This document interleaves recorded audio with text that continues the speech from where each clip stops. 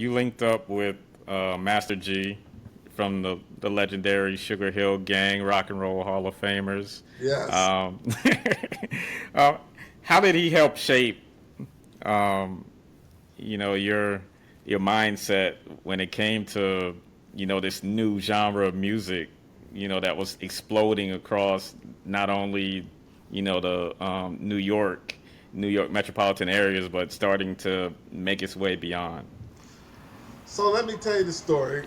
I'll give you the short version. So, Guy and I went to high school together. He was a freshman. I was a junior at the time when we met.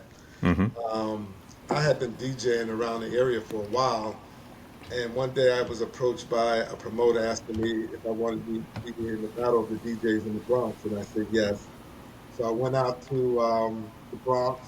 I was DJing, and after I finished my set, another crew went on, and they were doing something on the mic, and that's when I walked over to see what they were doing. That was the first time I experienced rapping.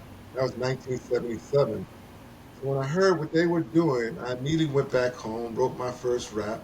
That weekend, I was DJing at the Projects in Hackensack, and Guy had came to my show, and I went on and did my thing, and he came up to me and said, "Man, what is that you doing? What is that? What was that you're doing, Mark?" And I said, "Oh, they're calling it rapping. They're doing that in New York."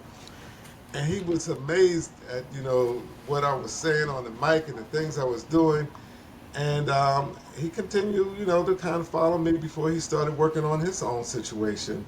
By the time I got to college in 1978, he called me up and he said, "Mark, guess what? We're making a record." I said, "What are you talking about?"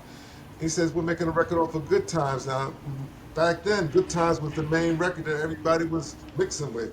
Mm-hmm. I said, "Really?" He said, "Yep." And by that, I guess that following year, they came out with Rapper's Delight. And Master G was born.